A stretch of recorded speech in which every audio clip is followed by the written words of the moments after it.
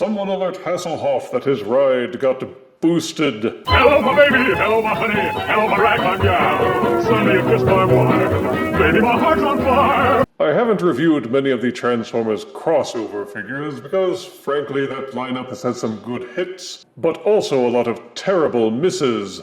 But when one comes along that tickles my fancy, then I'll take notice. And such it was with this offering, the crossover Transformers Knight Rider figure, Agent Knight. In an ancient time known as the 80s, there was a show called Knight Rider. It was about a guy who went around solving crimes with the help of a sentient sports car named KITT. The car was well known for its sleek profile, black color scheme, Cylon Raider light array on the front of the hood, and an AI personality with attitude. This figure promises to replicate the essence of the KITT car. Well, we shall see. In the meantime, see the front of the box done up in the same style as the Transformers boxes used in the 80s, back when they and Knight Rider were contemporaries. There are truncated transformation steps on the top of the box, and pictures of both modes on the side panel, while the back has the same artwork that Transformers boxes used in the 80s, nearly buried under a pile of foreign language replications and annoying legalese. But it also includes a cutout tech specs panel with a short bio, reading, "Function, preserve human life. In a world where crime never rests, infinite turbo boost. Autobot Agent Knight is the perfect partner to help protect the innocent, helpless, and powerless from lawless criminals." The photos are repeated on the other side panel. Now let's get Agent Knight out of his box and bid him good night. Crossover Knight Rider Agent Knight comes with an instruction booklet, a large black gun accessory, and a small one. Also included is a little wrist communicator to attach to his arm, and one accessory that isn't included: batteries. To unleash the full potential of Agent Knight, you're going to have to make a side trip to your retail outlet of choice to obtain 3 button cell batteries type A76 or LR44. Then employ the power of a small Phillips head screwdriver to remove this panel below the front bumper. Insert the batteries and screw back closed. Don't snicker, Crow. Weighing 6.2 ounces without accessories and with batteries, this is Agent Knight in his alt mode. The car used for the show was a Pontiac Trans Am. Since I normally travel by Pale Horse, my car expertise is limited. But based on the photos I've seen on the interwebs, the Agent Knight alt mode seems to be a fair representation of the original car, rather than the souped-up retool they made for later seasons, which had a more tapered wedge-shaped front. This alt mode is roughly Voyager-sized and much larger than a deluxe-sized car, so this figure won't scale properly against other Autobot figures you might have in your collection. But as this is meant to be more or less a standalone figure, the size difference can be forgiven. It's got transparent windows so you can peek inside and see all the transformation kibble. Fortunately, the colors are almost all black, so even though the painted black parts are shinier than the parts molded in actual black plastic, the color difference between those panels isn't really noticeable. He's got some good heft, but he's also got electronics in there, so that's to be expected. There's no noticeable robot kibble from the top, back, or sides, though if you turn him over, you will see the robot arms and head peeking out. The tires are hard plastic, not vinyl, but they have silver-painted rims, and the car will roll decently on a level surface. As for features, you can store the weapons underneath the car by plugging them into these cunningly concealed slots using the tabs on the weapons themselves. And it will still roll, though the clearance is a near thing. There's a little Pontiac tramp stamp on the rear bumper, and these nifty little flip-up headlights. But the best feature of all that they packed in are the electronics. Press this little button on the hood, and it will activate the iconic scrolling light bar that KITT had on the show, along with some audible catchphrases. Pushing the button the first time we'll play the dial-up noise for the wrist communicator.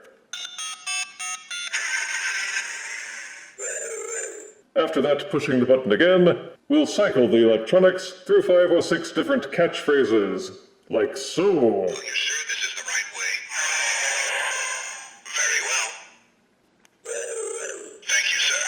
I am the voice of Knight Industry 2000's microprocessor, K.I.T.T for easy reference. KITT if you prefer. Hold on, this could be a bit bumpy.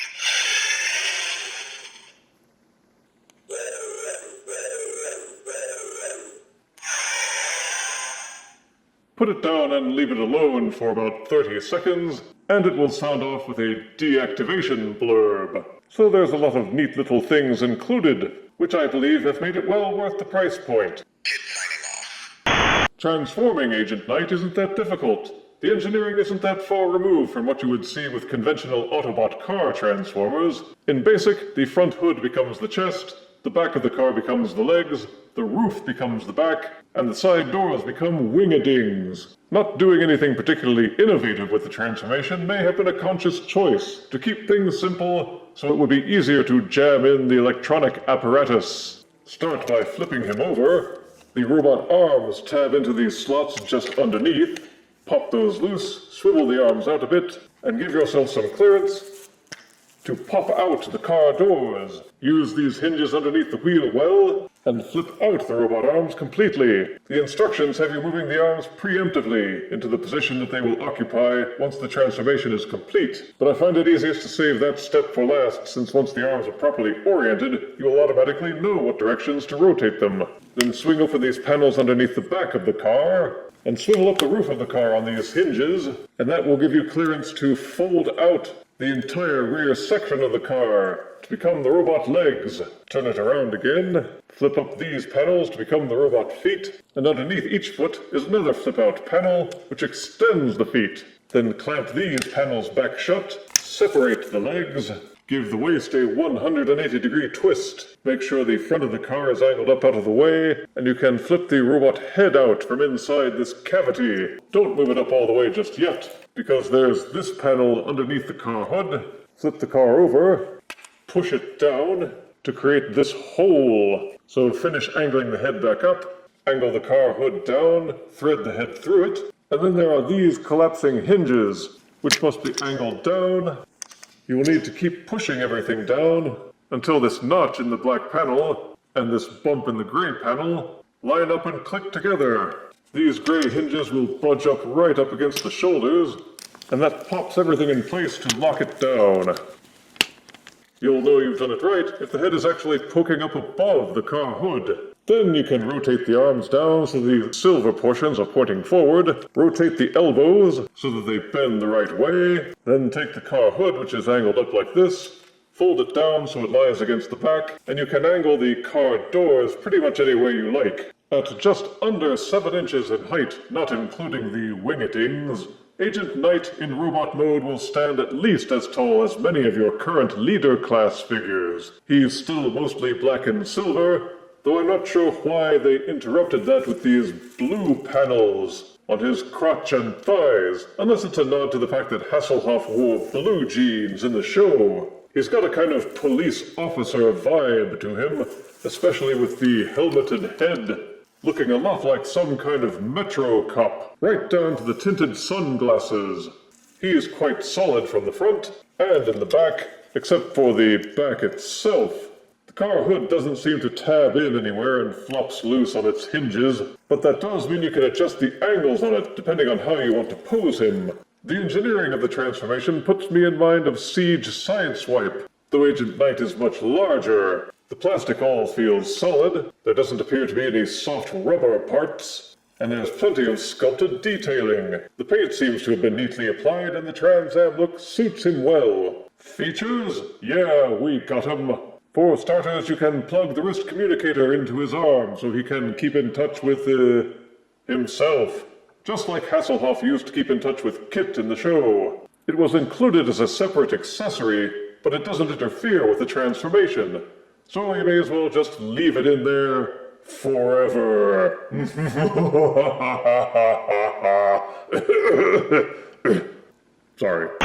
Each hand is a 5mm port, and you can plug either of the guns into his beefy hands. Though they did mold notches into the backs of the car windows on his wing-a-dings, so you can store the weapons there if you wish. And of course, the lights and sounds can still be activated at will.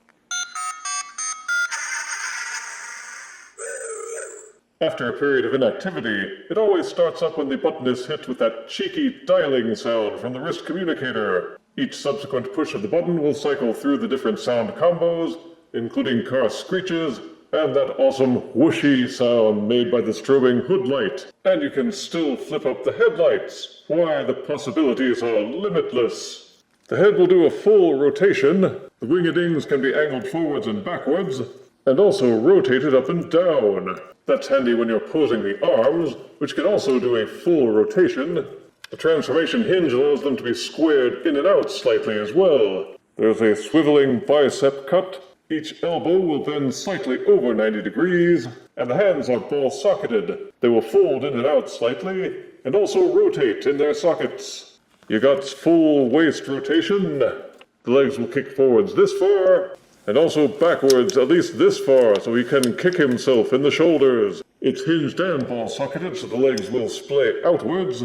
Upper thigh swivel cut, over 90-degree bend at the knees, and it does have the tilting ankles.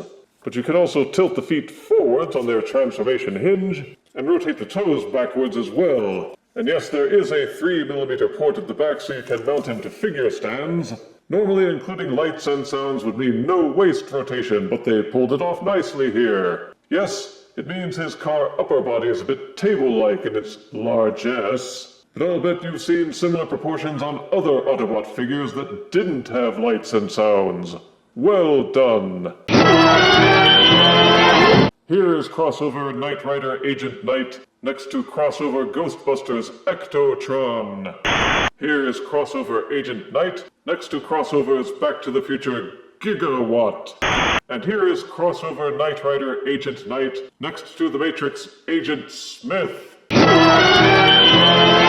As I mentioned, I haven't gotten many of the crossover figures, but I confess, I like this one. There's an intangible element of fun that seems to be embedded here, making the figure more enjoyable than you might expect. Positives are it's a good representation of the 80s Trans Am KITT vehicle, as we knew it from the show. The alt mode looks cool, it's nice and solid, the transformation, while simple, yields good results. It's got accessories for customization, and a few built-in features which include lights and sounds. And it's just fun to fiddle around with. Negatives are the transformation isn't very innovative. We've seen this engineering before. And you may not even need the instructions for the transformation. You have to buy the batteries separately, and I would really have liked a forward foot tilt to top off the articulation. But in the end, there really isn't much to complain about. Even if you're not a fan of the old TV show, you can be a fan of this figure. I give crossover Knight Rider Agent Knight